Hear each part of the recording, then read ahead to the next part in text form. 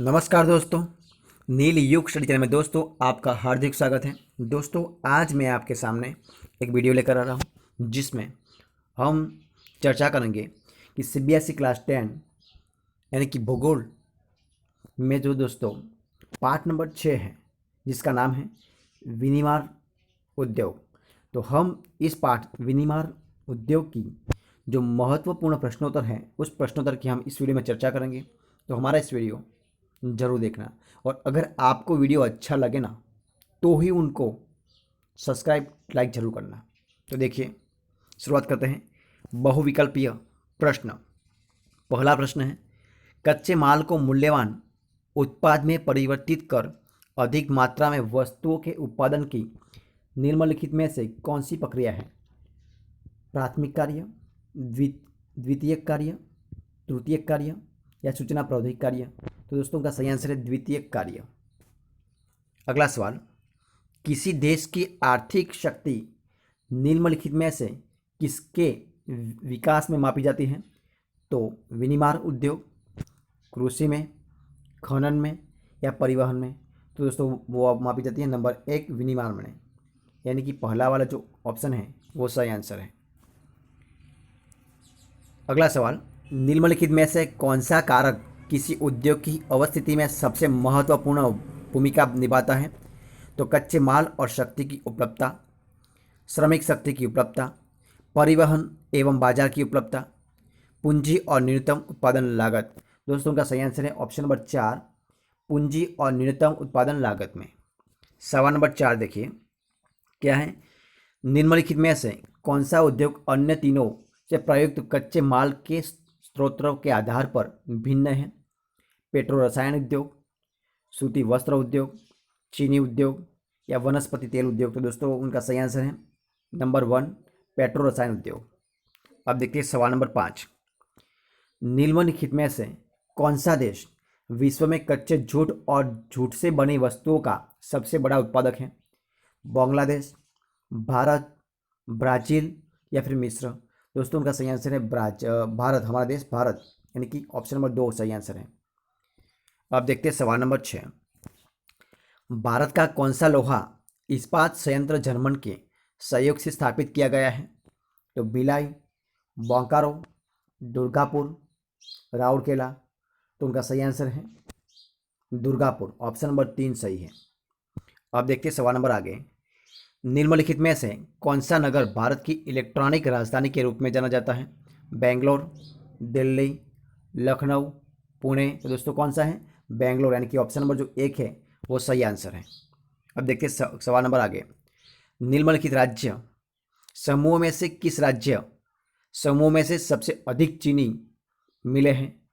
तो तमिलनाडु व आंध्र प्रदेश में, महाराष्ट्र व कर्नाटक में, उत्तर प्रदेश व बिहार में या गुजरात और पंजाब में? तो कहा है उत्तर प्रदेश व बिहार में, यानी कि ऑप्शन नंबर जो 3 है वो सही आंसर है। कौन सा? Option number 3। अब देखते हैं सवाल नंबर आगे, सवाल नंबर 9, निम्नलिखित में से कौन सा नगर लोहा इस्पात उद्योग के अतिरिक्त वाहन निर्माण उद्योग का केंद्र है? मुंबई, दिल्ली, बेंगलोर और जमशेदपुर? तो वह है जमशेदपुर, यानी कि ऑप्शन नंबर जो 4 है वो सही आंसर है।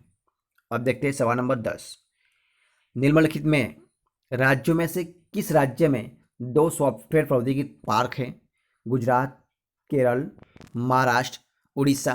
दोस्तों कहाँ पर है? वो है महाराष्ट्र में, यानी कि ऑप्शन नंबर जो 3 है वो सही आंसर है। अब देखते हैं सवाल नंबर आगे, निम्नलिखित में से कौन सा उद्योग चूना पत्थर को कच्चे माल के रूप में प्रयुक्त करता है? एल्यूमिनियम, सीमेंट, चीनी या पटसन? तो उनका सही आंसर है 2 सीमेंट, दूसरा नंबर ऑप्शन जो है सीमेंट वो सही आंसर है। अब देखते हैं सवाल नंबर 12, कोलकाता पत्तन पर बढ़ने दबाव को कम करने के लिए निम्नलिखित प्रमुख पत्तनों में से किसका विकास किया गया है? कंडला, हल्दिया, पारादीप या मारमागोवा? तो उनका सही आंसर है दूसरा ऑप्शन हल्दिया। अब देखते हैं सवाल नंबर 13, सूचना प्रौद्योगिकी उद्योग के लिए विदेशी मुद्रा प्राप्त करने का निम्नलिखित में से कौन सा प्रमुख स्रोत रहा है? भारत हैवी इलेक्ट्रॉनिक्स मेल, steel authority of India limited SAIL, व्यवसाय प्रक्रिया बाह्य स्रोतीकरण बीपीओ, ऑयल इंडिया लिमिटेड? तो उनका सही आंसर है ऑप्शन नंबर 3 व्यवसाय प्रक्रिया बाह्य स्रोतीकरण BPO, यानी कि ऑप्शन नंबर जो 3 है वो सही आंसर हो जाएगा। अब देखते हैं सवाल नंबर 14। पेराम्बूर किस प्रसिद्ध है? पेराम्बूर जो है वो किस लिए प्रसिद्ध है? सूती कपड़ा उद्योग का केंद्र है, रेशम की कढ़ाई के लिए, रेशम की कढ़ाई के लिए, चमड़ा उद्योग के लिए, या रेल के डिब्बे के लिए? तो वो है ऑप्शन नंबर जो 3 है, चमड़ा उद्योग के लिए, वो सही आंसर है, यानी कि ऑप्शन नंबर 3 सही आंसर हो जाएगा। अब देखते हैं दोस्तों एक अंक वाले प्रश्न। तो देखिए सवाल नंबर 1, विनिर्माण किसे कहते हैं? तो देखते हैं कच्चे माल को, किसको? कच्चे माल को मूल्यवान उत्पाद में परिवर्तित कर अधिक मात्रा में वस्तुओं के उत्पादन को विनिर्माण कहते हैं।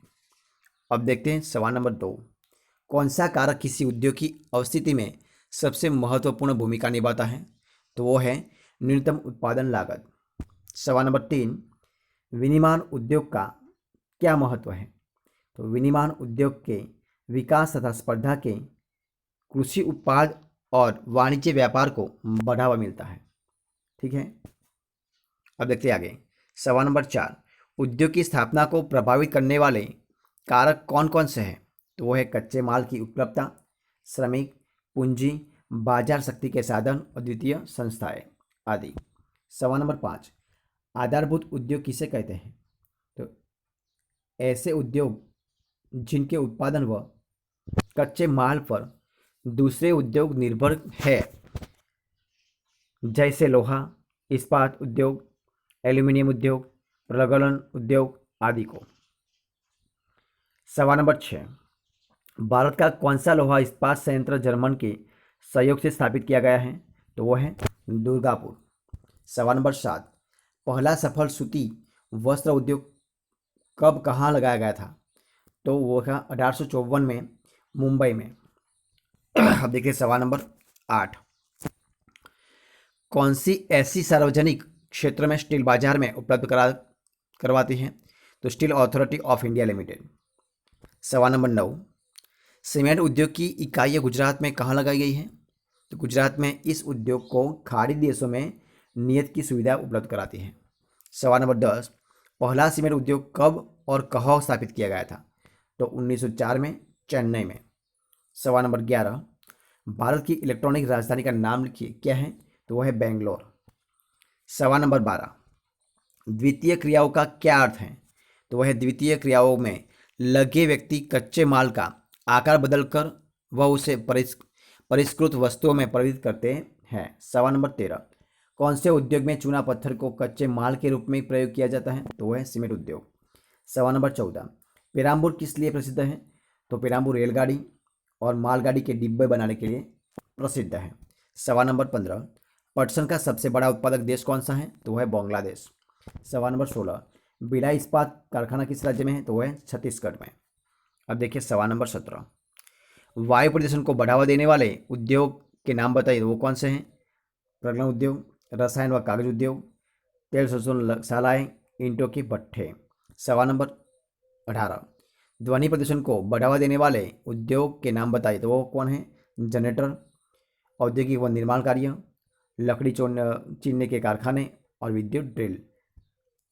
अब देखिए दोस्तों सवाल नंबर आगे लघु दीर्घ अंक वाले प्रश्न। तो उसके सवाल नंबर 1 देखिए क्या है, उद्योगों की अवस्थिति की प्रभावित करने वाले 3 भौतिक कारण बताइए। तो कौन से? नंबर 1, कच्चे माल की उपलब्धता, शक्ति को साधन, अनुकूलन जलवायु, मानवीय कारक। सवाल नंबर 2, उद्योगों की अवस्थिति को प्रभावित करने वाले 3 मानवीय कारण बताइए। तो वो कौन से हैं? मानवीय कारक, श्रम, पूंजी, बाजार, परिवहन और संचार सूची की सुविधाएं। सवाल नंबर 3, सार्वजनिक व निजी क्षेत्र के उद्योगों में अंतर स्पष्ट कीजिए, कौन कौन सा अंतर है? तो देखिए दोस्तों उत्तर सार्वजनिक क्षेत्र को उद्योग देने के लिए, तो देखिए उसमें क्या है, वे उद्योग जिनका स्वामित्व राज्य सरकार या केंद्रीय सरकार के किसी संगठन के पास होता है, जैसे भारतीय रेल, जहाज निर्माण उद्योग, भिलाई और दुर्गापुर लोहा इस्पात के उद्योग आदि हैं। अब देखते हैं निजी क्षेत्र के उद्योग। तो वे उद्योग जिनका स्वामित्व कुछ व्यक्तियों अथवा फर्मों या कंपनियों के पास होता है, जैसे ब्रिटानिया उद्योग, जो ब्रेड और बिस्कुट बनाता है। दिल्ली में प्योर ड्रिंक्स जैसे कैंपा कोला, जमशेदपुर में टिस्की, वो सब उद्योग हैं। अब देखते हैं सवाल नंबर 4।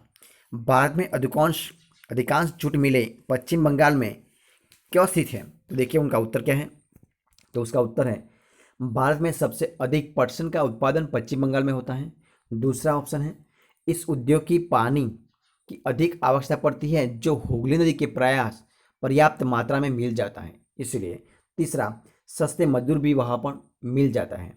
अब नंबर 4, चीज़ों की नीति के लिए कोलकाता का बंदरगाह बहुत अच्छा है, इसलिए। अब देखते हैं सवाल नंबर 5। विनिर्माण उद्योग को भारत के आर्थिक विकास की रीढ़ की हड्डी क्यों माना जाता है? तो किस लिए? तो देखिए, जिस प्रकार शरीर को आकार रीढ़ की हड्डी से मिलता है, उसी प्रकार एक देश की अर्थव्यवस्था के आर्थिक विकास का मुख्य आधार विनिर्माण उद्योग है। उनके 5 पॉइंट हैं किसके? तो कृषि के आधुनिकीकरण में सहायक है वो, द्वितीयक तथा तृतीयक सेवाओं में रोजगार उपलब्ध करवाते हैं वो, विदेशी मुद्रा प्राप्त होती है उसमें, बेरोजगारी और गरीबी को दूर करने में सहायक है वो, और राष्ट्रीय धन में वृद्धि देता है वो, इसलिए। अब देखते हैं सवाल नंबर और छठा मुद्दा है, दैनिक आवश्यकताओं को पूरा करते हैं वो। अब देखिए छठा नंबर सवाल, चीनी उद्योग के सन्मुख कौन कौन सी चुनौतियाँ हैं? तो अब देखते हैं। नंबर 1, यह उद्योग मौसमी प्रकृति का है, छोटी अवधि का होता है। दूसरा, गन्ने का उत्पादन प्रति हेक्टेयर कम है। तीसरा, पुरानी मशीनों का होना। नंबर 4, खोई का अधिकतम इस्तेमाल न कर पाना। 5, परिवहन के साधनों के अक्षम होने के कारण गन्ने का समय पर कारखानों में न पहुंचना, इसलिए। अब देखते हैं सवाल नंबर 7, कृषि और उद्योग एक दूसरे से अलग नहीं बल्कि एक दूसरे के पूरक हैं, स्पष्ट कीजिए। तो किस लिए? देखते हैं हम।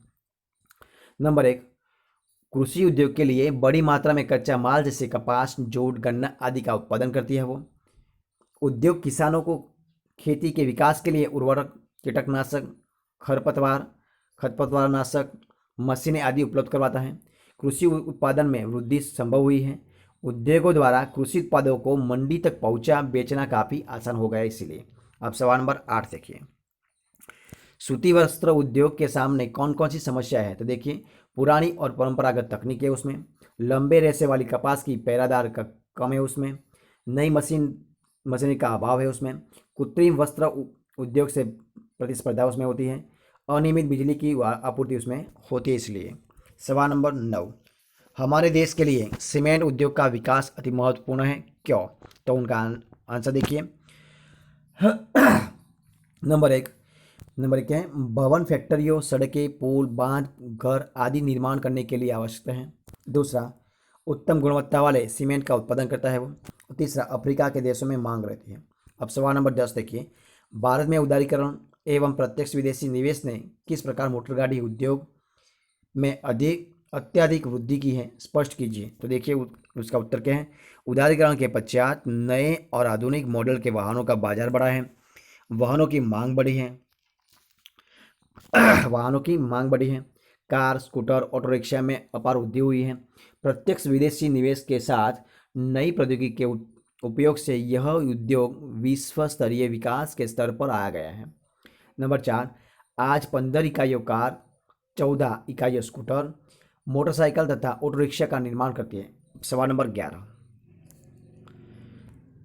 जूट उद्योग किन चुनौतियों का सामना कर रहा है? तो देखिए उनका उत्तर, कृत्रिम रेशों में से चीज़ें बनने लगती हैं, कृत्रिम रेशे से बनी चीज़ें सस्ती होती हैं, जूट की खेती पर व्यय बहुत हो जाता है, विदेश स्पर्धा का मुकाबला बाजार में चुनौती से रूप में खड़ा है, बांग्लादेश अंतर्राष्ट्रीय बाजार में चुनौती के रूप में खड़ा है।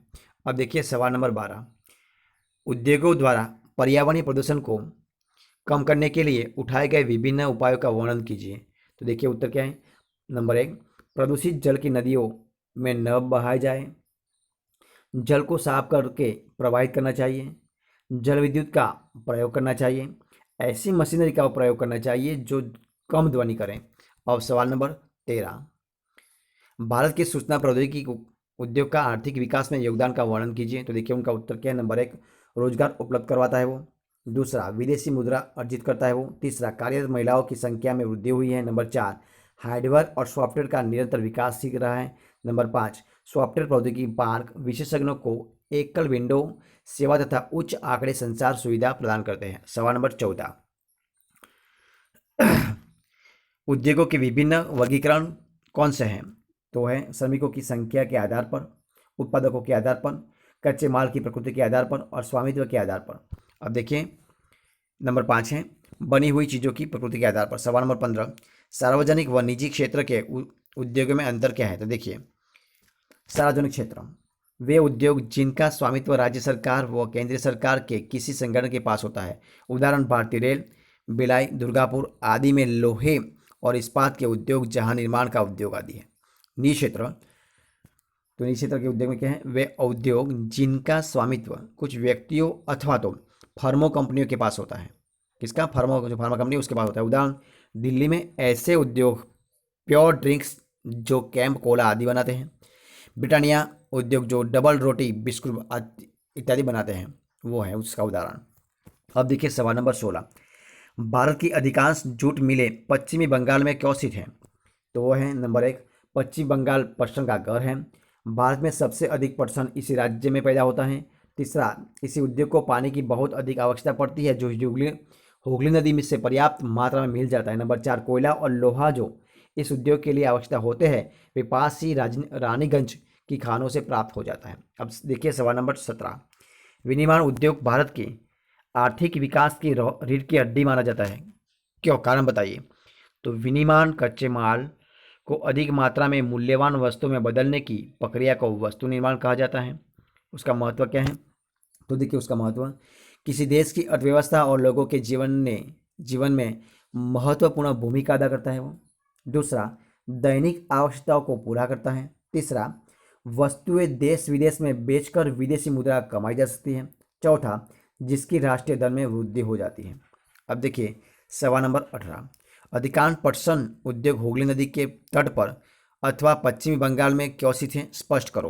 तो देखिए बहुत से छोटे और मंझले उद्योग लोहा तथा इस्पात उद्योग पर निर्भर करते हैं। यह भारी इंजीनियर मशीनों और रक्षा उपकरण, वाहन, जहाज आदि के लिए रीढ़ की हड्डी है। तीसरा, इन उद्योगों से बड़ी संख्या में लोगों को रोजगार प्राप्त होता है। अब देखिए प्रश्न 19, लोहा तथा इस्पात उद्योग को आधारभूत उद्योग क्यों कहा जाता है? कारण लिखो। तो उसका उत्तर क्या देखें? नंबर 1, यह उद्योग मौसमी प्रकृति का है। दूसरा, उत्पादन की विधि पुरानी और निम्न कोटि की है। तीसरा, गन्ने को मिलों तक पहुंचाने में देर हो जाती है। चौथा, गन्ने की खोई के अधिक से अधिक उपयोग करने की आवश्यकता है। नंबर 4, नंबर 20 क्या है प्रश्न? चीनी उद्योग के प्रमुख चुनित कौन कौन सी हैं? तो नंबर 1, कृषि उद्योगों के विकास के लिए अनेक प्रकार के कच्चे माल का उत्पादन करती हैं। दूसरा, और औद्योगिक उन्नति के लिए एक ठोस आधार का निर्माण करती है। तीसरा, उद्योगों के कारण ही कृषि उत्पादन में वृद्धि संभव हो पाई है। नंबर 4, सिंचाई पंपों, उर्वरकों, कीटनाशकों, खरपतवार नाशकों, मशीनों आदि को किसानों को अनेक खेतों में उत्पादन बढ़ाने के लिए बेचते हैं वो। सवाल नंबर 21, कृषि और उद्योग एक दूसरे से अलग नहीं है बल्कि एक दूसरे के पूरक है, स्पष्ट कीजिए किस लिए? तो देखिए उनका उत्तर क्या है? विभिन्न प्रक्रियाओं में जल का न्यूनतम उपयोग है। जल का 2 या अधिक उत्तरोत्तर अवस्थाओं में पुनः चक्रण की और विशेष ध्यान दिया गया है इसमें। तीसरा, जल की आवश्यकता को पूरा करने के लिए घरों की छतों पर जल संग्रह किया जाएगा। चौथा, अपशिष्ट पदार्थों को प्रवाहित करने से पहले उनका संशोधन किया जाएगा। सवाल नंबर 22, उद्योगों द्वारा पर्यावरण निम्नीकरण कम करने के लिए उठाए गए उपाय क्या है? तो देखिए क्या है? नंबर 1, सीमेंट व भवनों, फैक्ट्रियों, सड़कों, बांधों, पुलों, घरों, हवाई अड्डों और दूसरे व्यापारिक स्थलों का निर्माण करने के लिए आवश्यक है। नंबर 1। दूसरा, भारत उत्तम गुणवत्ता वाली विभिन्न प्रकार की सीमेंट का उत्पादन करता है। तीसरा, अफ्रीका के देशों में बहुत मांग उसमें रहती है। तो दोस्तों ये थे हमारे आज का वीडियो। दोस्तों अगर आपको मेरा इस वीडियो अच्छा लगा हो तो उनको लाइक कीजिए, कमेंट कीजिए, आपके दोस्तों में शेयर कीजिए और लास्ट में दोस्तों अब तक आपने हमारे चैनल को सब्सक्राइब नहीं किया है तो हमारे चैनल को सब्सक्राइब करना मत भूलें। दोस्तों हमारे इस वीडियो को फर्स्ट से अंत तक देखने के लिए आप सब लोगों का बहुत बहुत धन्यवाद।